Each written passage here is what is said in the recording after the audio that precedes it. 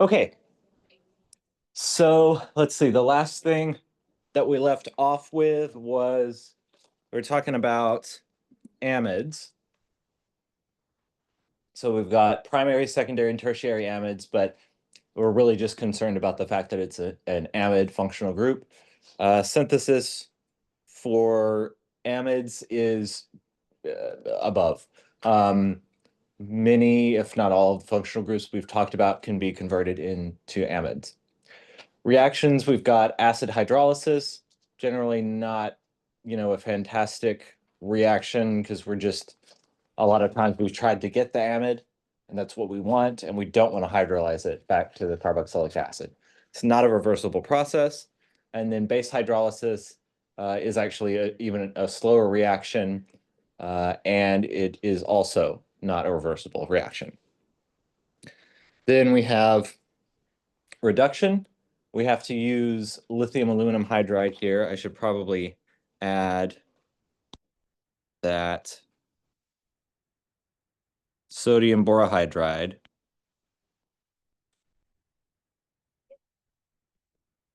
is not strong enough to do this reduction. So you need to use lithium aluminum hydride in this case.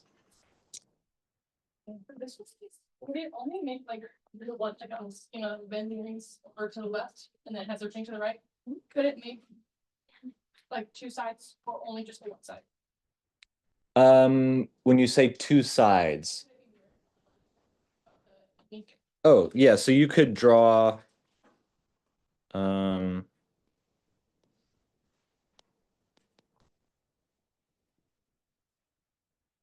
no, you could not draw that because I deleted a carbon.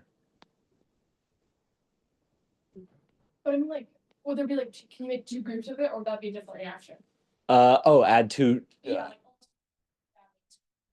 No, you would have to do an EAS reaction of some sort to do that. Yeah. Yeah.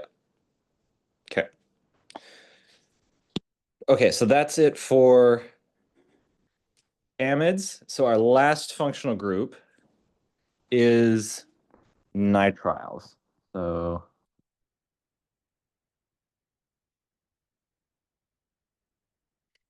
now nitriles are sort of the odd in sort of this range of functional groups because everything we've talked about so far has a carbonyl group, a carbon-oxygen double bond. But nitriles have a carbon-nitrogen triple bond. I probably mentioned this when I introduced all of the different functional groups, but the reason we include this in this chapter, do it with all of the other sort of carbonyl compounds, is because it acts a lot like a carbonyl compound. When you've got like a ketone or something like that, you have a partial negative charge on the oxygen, or in a more general sense, the heteroatom, and you've got a partial positive charge on the carbon. And so that makes the central carbon electrophilic. And you can do the same thing with a nitrile. The nitrogen is more electronegative, so it has a partial negative charge. The carbon has a partial positive charge. And so here also, the carbon is electrophilic. So it's going to do reactions that are similar to these other functional groups.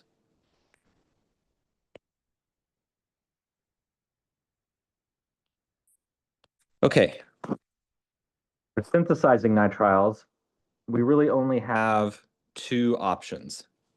The first is by an SN2 reaction. So to start that, we need an alkyl halide. And because we're going to do an SN2, we need to have an alkyl halide that's not sterically hindered. So here I have a primary alkyl halide. and we're going to substitute it with essentially an inorganic version of the nitrile functional group. So CN minus, that's our nucleophile. And we've usually got sodium or potassium or something. That's cyanide. So this can be fun, right? Now, it's important to note that stuff like sodium cyanide, the CN minus ion, that's toxic, right? We know that cyanide is toxic. But nitriles, so when you've got an organic group bound to the carbon, bound to the nitrogen, nitriles are not really toxic at all. Superglue, tons of nitrile functional groups. They're in biochemistry. They're all over the place. So there's a major difference in between the inorganic version of this functional group, which is really toxic, and the organic version, which is pretty much harmless. Anyway, it's a story for another day, but so we're going to use sodium cyanide as our nucleophile in this SN2 reaction. And we're just going to, all right, if we want, we can draw the mechanism of an SN2 reaction. And so that's where the bromine used to be at the end of that line. And so our carbon of the nitrile is going to be there. Triple bond to the nitrogen. Something really important to note about this, and we already sort of talked about it when we did carboxylation of Grignard reagents. In that reaction, you always add one carbon to the carbon chain. What happens here? Well, yep, you're adding another carbon to the carbon chain. So in this molecule, if we just exclude R, ignore R, we only have one carbon here. But in the product, we've got 2 carbons. Again, this seems obvious as I'm explaining it because, of course, we added a molecule of CN, so we're going to add a carbon. But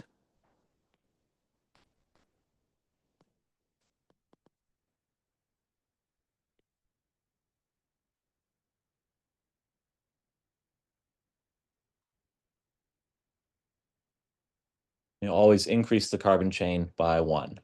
Now, in a minute, I'm going to show you some reactions of nitriles, and so we can convert this into a different functional group where the carbon, so the carbon number 2 here, it doesn't really look like part of the carbon chain, I guess, because I've drawn it out as a C. But if you react the functional group, do something with it, potentially that carbon can kind of sort of disappear into the background. I'll show you an example in a little bit. Okay, so that's synthesis by SN2 reactions. And we can also make nitriles from amides. Maybe not a giant surprise because amides have nitrogen, nitriles have nitrogen, so okay, cool. So we take an amide,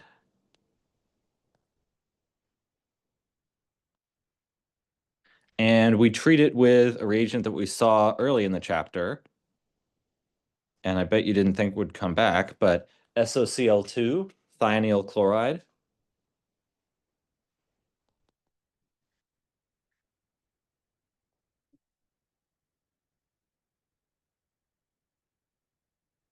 Anybody remember what that reagent is used for?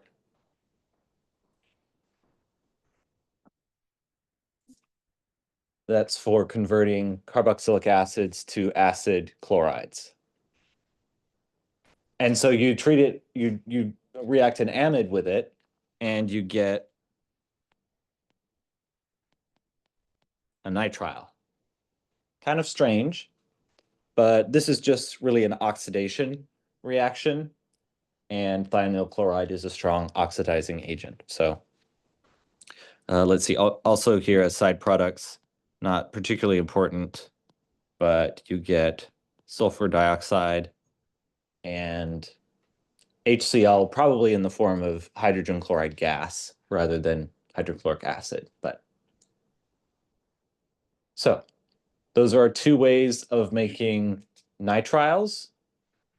I would say the first is more common, might be kind of a surprise because of the toxicity of cyanide, but it's a much gentler reagent than thionyl chloride.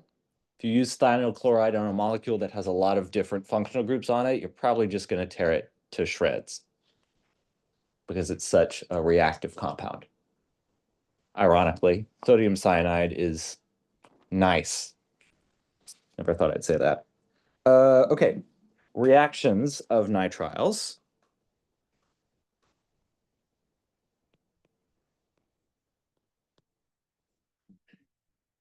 The first one, maybe not a giant surprise because we've seen this reaction with most of the functional groups,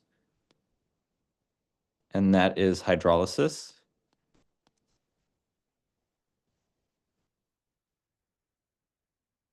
If we have a nitrile and we treat it with some sort of aqueous acid, so you could write H3O plus or H plus and H2O or anything like that. And we heat it initially.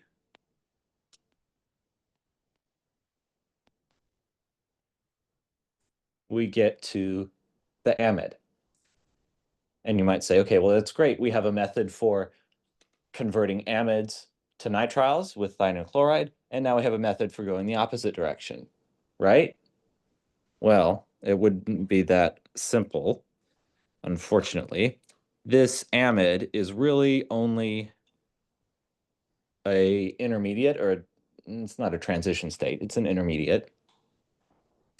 And so, okay, we previously talked about hydrolysis of amides. So if you've got the hydrolysis conditions of acid and heat, and you're producing amide, well, the amide's going to react again, and it's going to hydrolyze. And so when you hydrolyze an amide,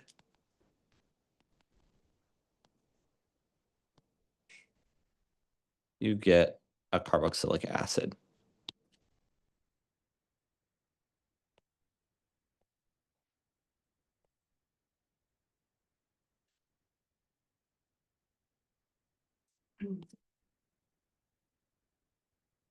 So there's no way to stop at the, that's not true. That's actually, if you read my dissertation, you can discover that there is actually a way you can stop this reaction at the amide. You have to use a catalyst.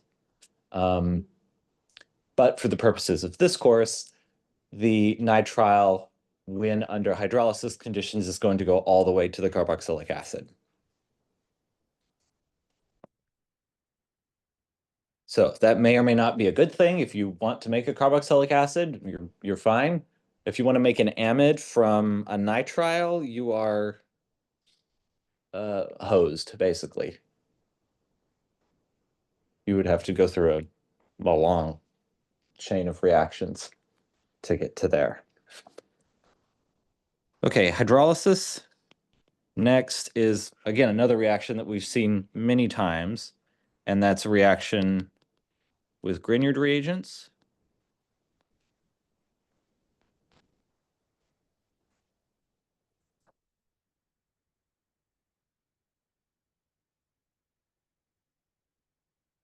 So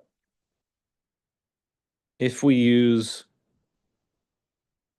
one equivalent of,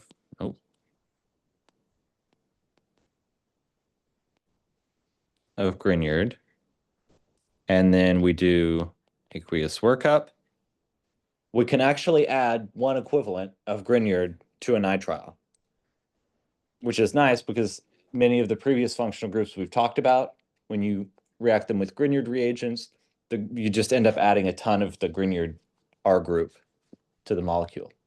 But here we can just use one equivalent. And interestingly enough,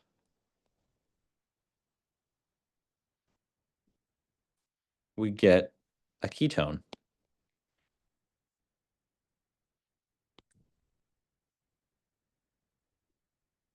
Rather than adding an additional R prime group from the Grignard reagent. So that's kind of a fun transformation. Those are two really different functional groups, but you can assemble molecules like that. Or you can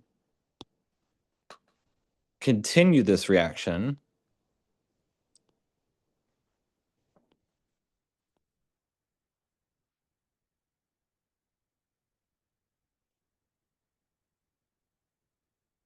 and go from the ketone to a tertiary alcohol, which we talked about in the last chapter.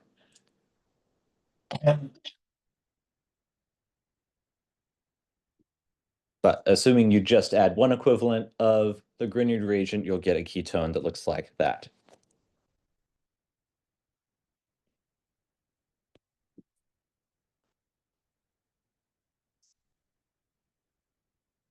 Last but not least is reduction. And so I'm going to have y'all come up with the answer for this because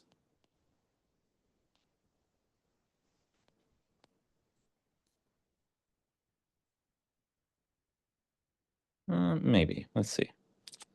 So if we reduce a nitrile and we get rid of all of those pi bonds, what functional group might we end up with?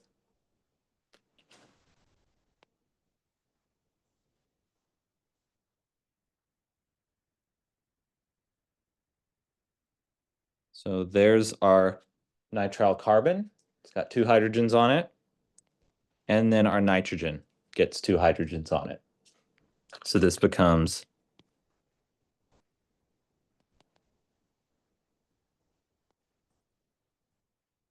a primary amine. Yes. So with, like, if we had like an alcohol group, attached to like a benzene ring, would that be considered part of our group? And then So are you saying like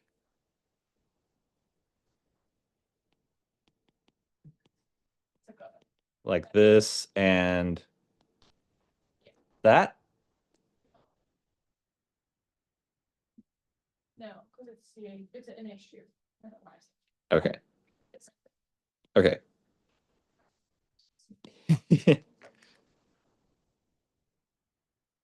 Thank you.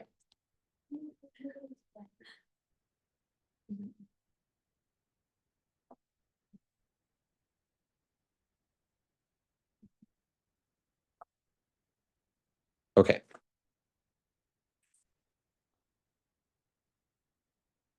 Questions on nitriles?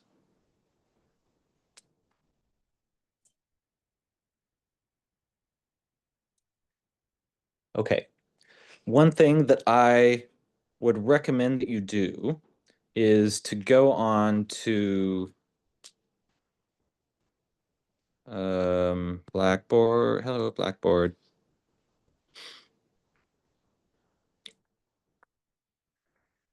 If you go to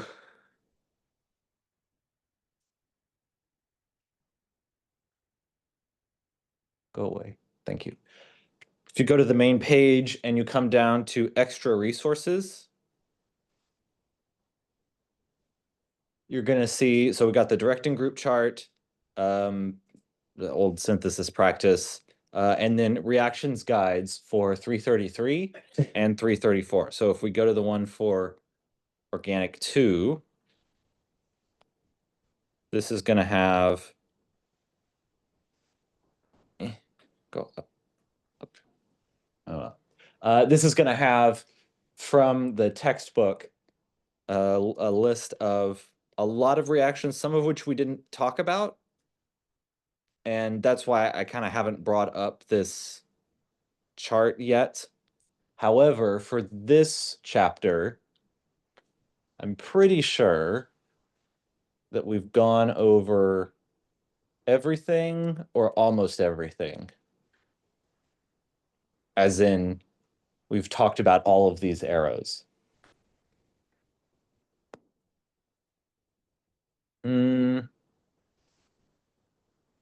There's one or two that we haven't done.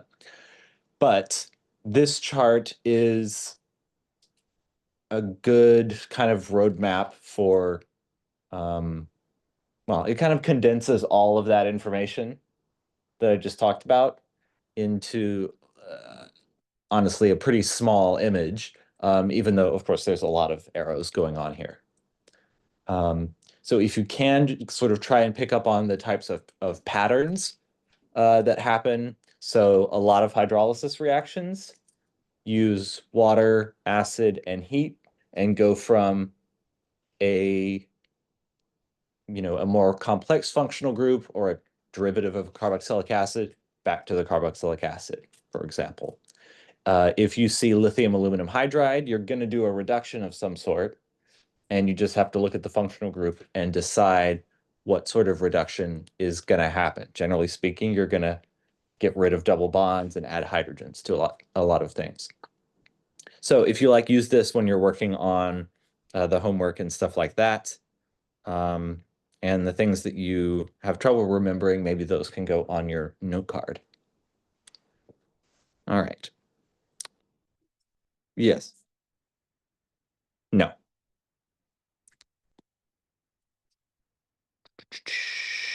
Okay, give me import. Problem set. Okay, we're going to look at homework number 20, not the solutions.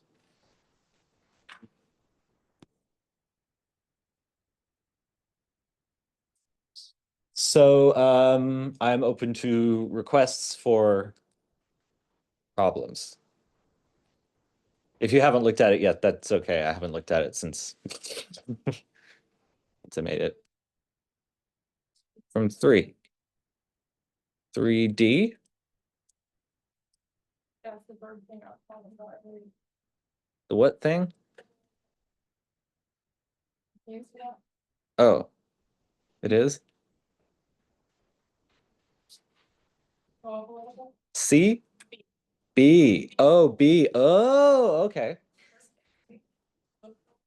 Okay. So thank you for picking it, because this is, I don't know if it's the this is the one that has the most possible correct answers. It's got a lot of correct answers. So this is sorry, this is 3B on the homework. And in this section, it's asking you to come up with the starting materials that react with some sort of reagent to give you some sort of product.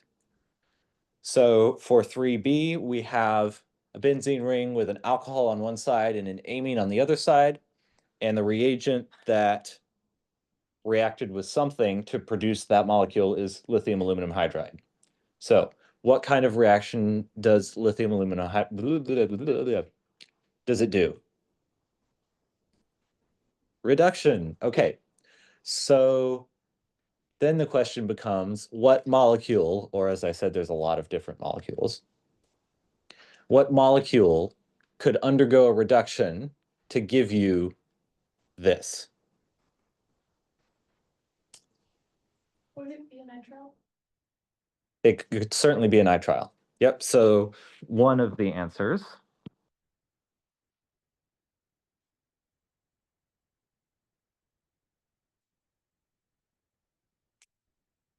would be, this is a case where you need to be careful with counting your carbons, because okay, coming off the benzene ring on the right side is only one carbon, then the nitrogen. So in the starting material, we can only have one carbon coming off of the benzene ring. And that's going to be the C that we explicitly draw out in the nitrile. Just like, no, but that's like triple bond, or is it not triple bond in this case? Oh, good point. Yeah, so if you see CN, that's the same. I'm going to draw an equal sign. It's going to look like a double bond, but CN equals C triple bond N.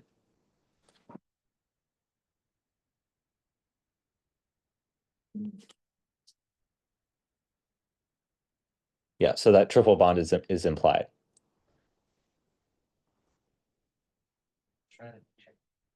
Okay, so we could, yeah, we could have a nitrile there. Or we could have, what's another nitrogen containing functional group that gets reduced by lithium aluminum hydride? An amide. We could have an amide there. Okay, now we can look at the other side of the molecule. We don't necessarily have to do anything with the alcohol, but we could say that, okay, maybe this molecule has a carboxylic acid. And okay, maybe this molecule instead has, oh well, has an aldehyde. That also gets reduced by lithium aluminum hydride. So oh God, sorry. So there's like, I don't know, 6, 7, 8 different correct answers for this question. But the main thing you want to look for is to say, okay, if I take one of these starting materials and treat it with lithium aluminum hydride, okay, we're going to reduce the carboxylic acid, we're going to reduce the nitrile. And that gives us an alcohol and an amine. In this example, we reduce an aldehyde. Yep, we can do that. And we reduce an amide. That gives us our functional groups in the product. Okay, let's do an easier one than this.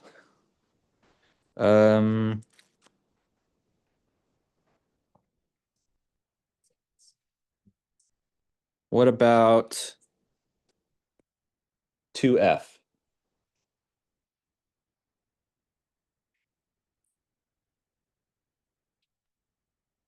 So if the square alarms you, that's okay, but try not to let it, because it's just a cycloalkane like cyclohexane or cyclopentane.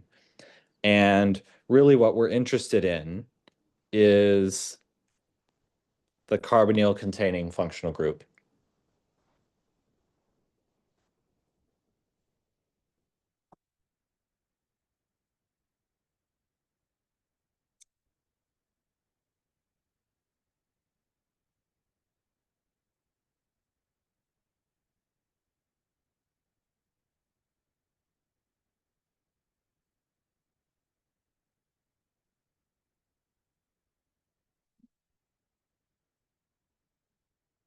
This wouldn't be a reduction, correct? Because it's not making that. Right. Yes. Is it synthesis with associate? Yep. SOCl2. So we're going from carboxylic acid to an acid halide or acid chloride. And the reagent we need for that is just SOCl2.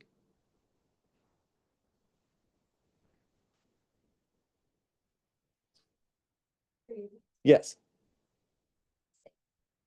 Don't worry about the square. You want to know what function group the carboxylic has. Yeah, so in this chapter, we're really just looking at carboxylic acid derivatives. So all of the functional groups except nitriles have a CO double bond. And so in this reaction, we've got sort of the reactive part of the molecule is right here, because that's our carboxylic acid functional group. And the main thing I was getting at was, there's probably going to be something attached to the carboxylic acid. That's sort of the reason for doing a lot of different examples. But you need to be able to see that, okay, this is the only part of the molecule that has changed in between the starting material and the product. Now, you may not always be given a question like this where you can see that it doesn't change, but none of the reactions in here involve just hydrocarbons or like just a cyclobutane ring. Silicon acid, right? Well, it's a synthesis of an acid halide or acid chloride from carboxylic acid.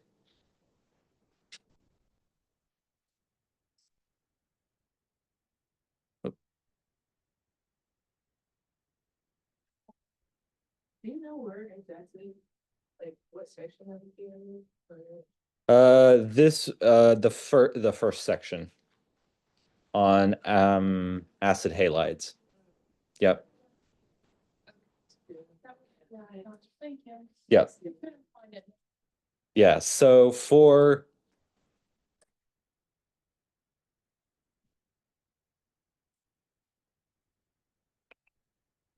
let's talk about E, actually. So if you're at this point, you're looking through your notes, being like, okay, what kind of reaction are we gonna do here? So specifically, we are taking a carboxylic acid. Again, it's attached to this cyclopentane ring, but we don't care about the cyclopentane ring because it's not a functional group that we're interested in. We're going from a carboxylic acid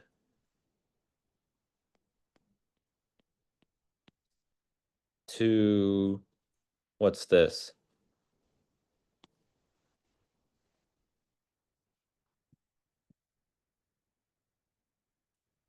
What functional group is that? Isn't that an aldehyde? Mhm.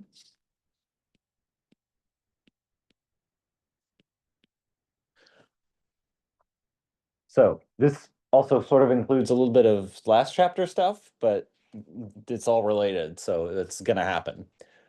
So the two ways you could go about figuring out what to do with this are look at the reactions of carboxylic acids,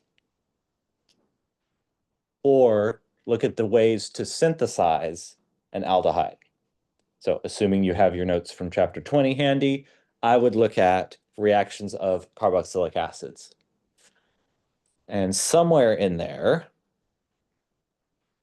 you should see a reduction. So let's look.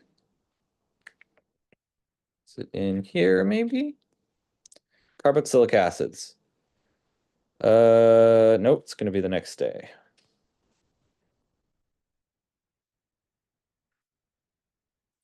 20.3 synthesis. Reduction to alcohols / aldehydes. That's what we're doing. We're going from a carboxylic acid to an aldehyde. So now we look here and say, okay, we're starting at the carboxylic acid and we want to go to an aldehyde. And so there's the reagents that we need to do it. We need diol H and TMS chloride. So we'll go back to our homework, to E, and to go from this carboxylic acid to that aldehyde, we need diol H and TMS chloride.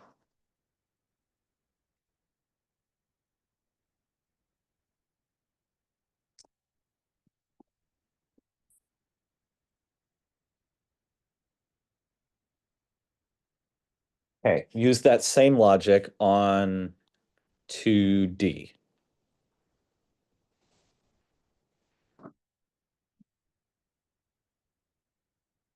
Figure out what functional groups you're dealing with, and then look for the reactions of that functional group or the synthesis of that functional group, depending on where it is, reactants or products.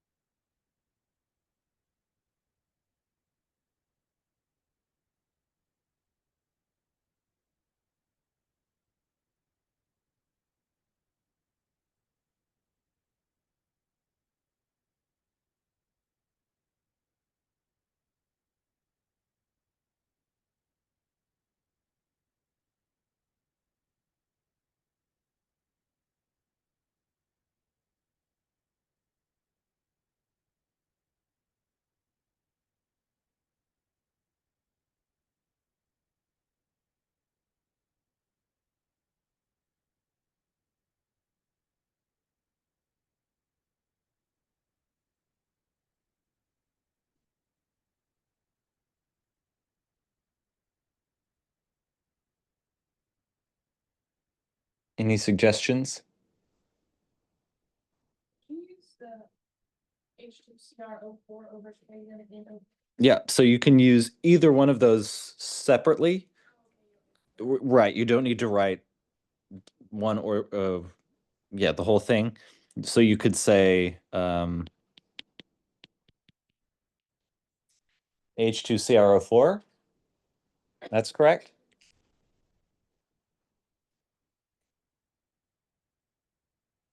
Or you can put KMnO4. Both correct.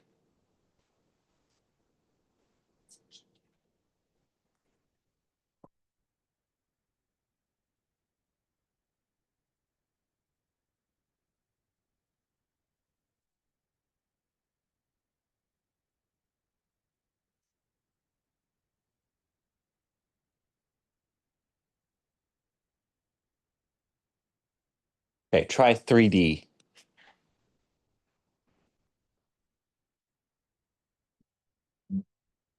So you're going to kind of do the same thing here. Identify the functional groups that you have in the products.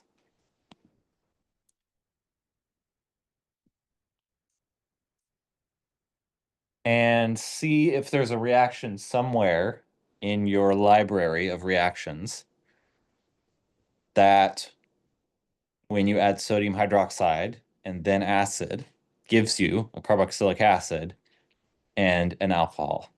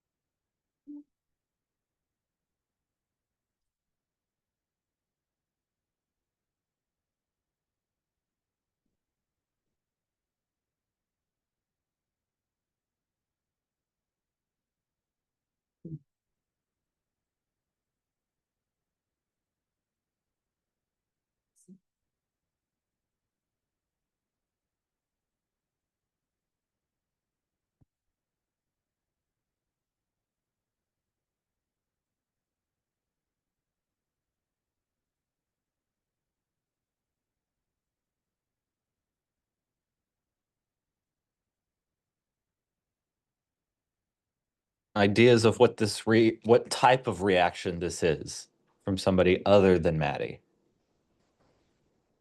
Saponification.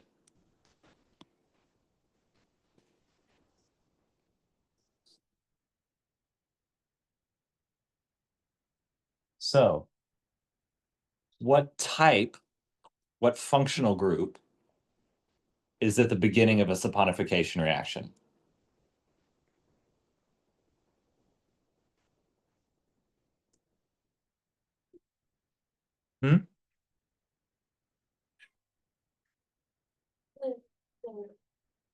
An ester? Yes. Yeah, so we're going to start with an ester of some kind.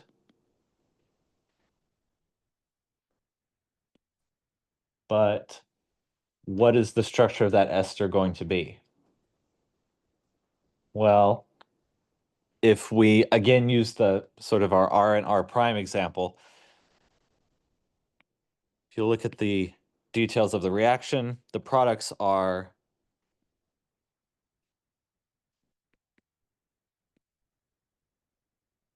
carboxylic acid with the R group on the left, so the one directly attached to the carbonyl.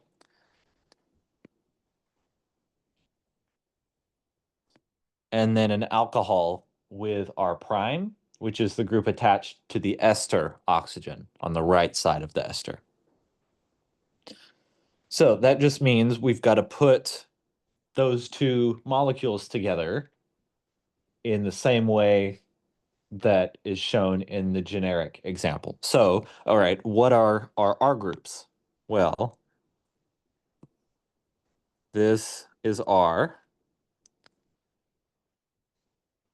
and this is R prime, because R is attached to the carboxylic acid and R prime is attached to the alcohol.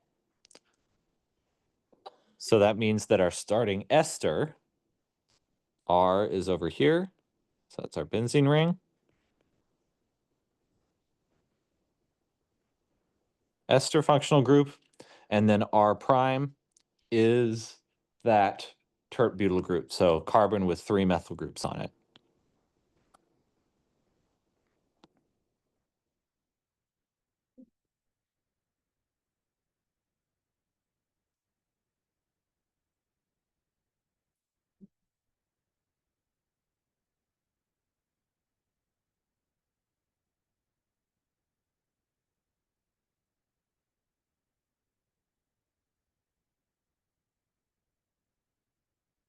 Questions on that one?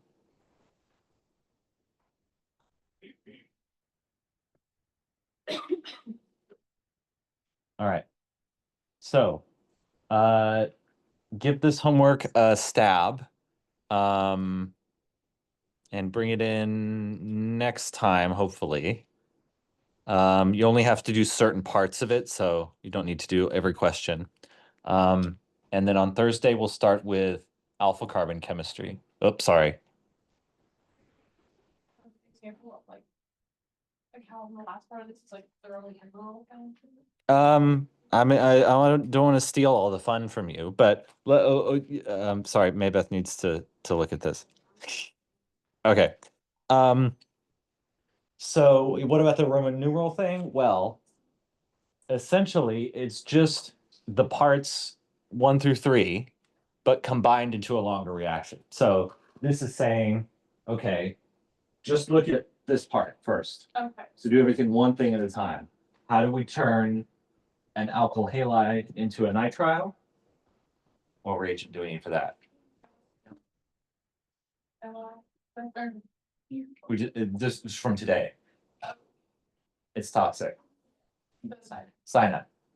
Yep. And then so on and so forth. So for these, don't get, I mean, I can tell you to not get scared by seeing a long reaction. And maybe that doesn't help, but break it down into individual parts. So just look at the first section, just look at the second section. And if you do that, it's literally just more of the same from above. Yeah. You want to do Tuesday? Sure.